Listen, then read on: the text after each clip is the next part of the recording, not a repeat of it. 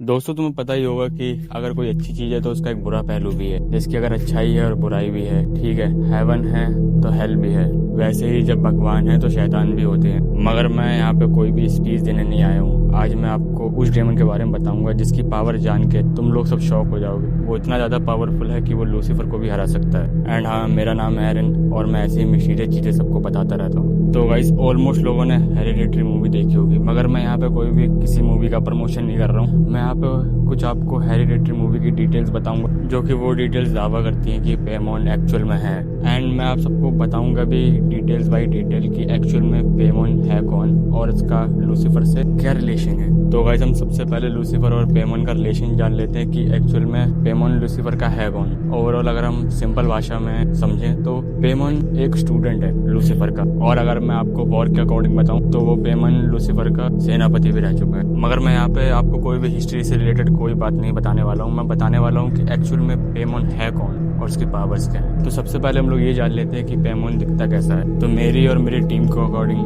पेमोन का कोई भी कंफर्म नहीं है कि वो मेल है या फिर फीमेल है। अगर हम उसके लुक्स पे नजर डालें तो वो ज्यादातर 90% तक वो एक फीमेल की तरह दिखता है। मगर मैं यहाँ पे दोबारा रिपीट कर दूं कि ये कंफर्म नहीं है कि वो मेल है या फिर फीमेल है। एंड गाइस, आपको पता ही होगा कि हर डेमन का एक व्हीकल होता है। वैसे ही पेमोन का व्हीकल एक ऊंट है, कैमल। और मैं आपको यहाँ पे बता दूं कि जो पेमन का जो पावर लेवल है वो डेमन्स में 8वें नंबर पे आता है। अब आप एक बार इमेजिन करके देखो, जो नंबर 1 का डेमन है उसके पास कितनी पावर होगी। एंड अगर हम पेमन की दिमाग की बात करें तो सबसे ज्यादा इंटेलिजेंट डेमन में से पेमन आता है। एंड बहुत लोगों का सवाल होगा कि इस पेमन की पावर क्या है। तो गाइस, मैं तुमको बता दूं, इस पेमन की सबसे बड़ी पावर ये है कि ये किसी भी मरे हुए इंसान को जिंदा कर सकता है। चाहे उसके बॉडी पार्ट जितने भी रिमूव कर दिए जाए, ये उसको दोबारा जिंदा कर देगा। और विश पावर की अगर हम लोग बात करें तो ये किसी भी विश को पूरा कर सकता है। किसी इंसान को अमीर बना सकता है, किसी इंसान को गरीब बना सकता है, किसी भी इंसान की बीमारी ठीक कर सकता है। मतलब दुनिया में जितनी भी विशेष होती हैं ये सब पूरी कर सकता है। और बहुत से बंदों के माइंड में क्वेश्चन होगा कि जब पेमन इतना ज्यादा पावरफुल है तो ये लूसीफर को हरा क्यों नहीं देता है। मगर मैं आपको बता दूं कि पेमन लूसीफर का काफी ज्यादा वफादार स्टूडेंट रहा है। और स्टूडेंट से मेरा मतलब है वो इतना ज्यादा वफादार है कि सिर्फ वो लूसीफर के अलावा किसी की भी बात नहीं मानता है। उसका काफी ज्यादा आज्ञाकारी स्टूडेंट रहा है। एंड अगर हम पेमन के होस्टेस के ऊपर बात करें तो सबसे ज्यादा इसको पसंद होते हैं मेल होस्टेस। मगर मेरी टीम की रिसर्च के अकॉर्डिंग हम लोग ये पता नहीं लगा पाए कि इसको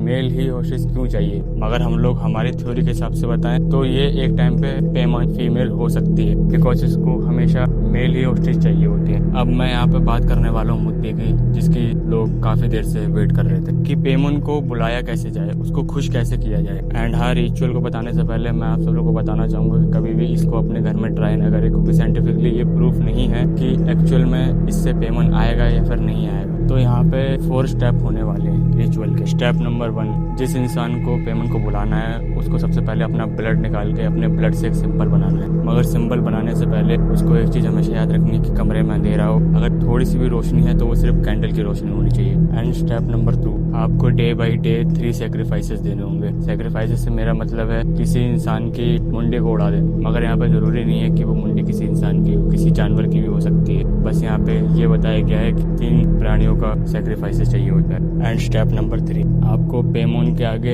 एक अलग से बॉडी सर्व करना होगा, इसके अंदर वो आके आपसे बात कर सके। और याद रखना वो बॉडी किसी मेल की ही होनी चाहिए। एंड स्टेप नंबर 4, आपको डरना नहीं है। आप काफी ज्यादा पैरानॉइड हो गए, काफी अलग अलग चीज दिखेंगी, मगर आपको डरना नहीं है। जैसे आप नॉर्मल रहते हो वैसे ही नॉर्मल रहना है और रिलैक्स फील करना है जब तक पेमोन आपसे आके बात नहीं कर लेता है। मगर बहुत से बंदों के माइंड में क्वेश्चन होगा कि हम लोग पहचानेंगे कैसे कि पेमोन हमारे आसपास है। एंड हाँ, ये बात सच है कि पेमोन काफी ज्यादा शांत स्वभाव का बंदा है, मगर जरूरी नहीं कि जो इंसान शांत दिखता हो वो एक्चुअल में शांत हो। एंड अगर आपको पता लगाना है कि पेमोन आपके आसपास है तो आपके आसपास या फिर आप खुद एक साउंड निकालोगे जो कि काफी ज्यादा यूनिक है। एंड ये कहीं भी लिखा नहीं है, बट ये मूवी के अंदर खुद एक्सप्लेन किया गया है कि यही साउंड इंसान निकालता है जब पेमोन उसके पास होता है। मैं आपको निकाल के दिखाता हूँ। वो साउंड कुछ इस तरीके की होती है। एंड यहाँ से हमारा रिचुअल कंप्लीट हो जाता है। मगर आप लोगों ने मूवी में देखा होगा कि रिचुअल कंप्लीट हो जाने के बाद भी पेमोन जाता नहीं है, बिकॉज वो सिर्फ उसका ट्रैप होता है। उसको बस एक मेल बॉडी चाहिए होती है। तो कभी भी आप ये अपने घर पे ट्राई ना करें। मैंने आपको जितने भी रिचुअल, जितने भी स्टेप बताए, क्योंकि मैं नहीं चाहता कि मेरी वीडियो की वजह से किसी को हार्म हो, किसी को नुकसान पहुंचे। और इसीलिए मैंने कोई भी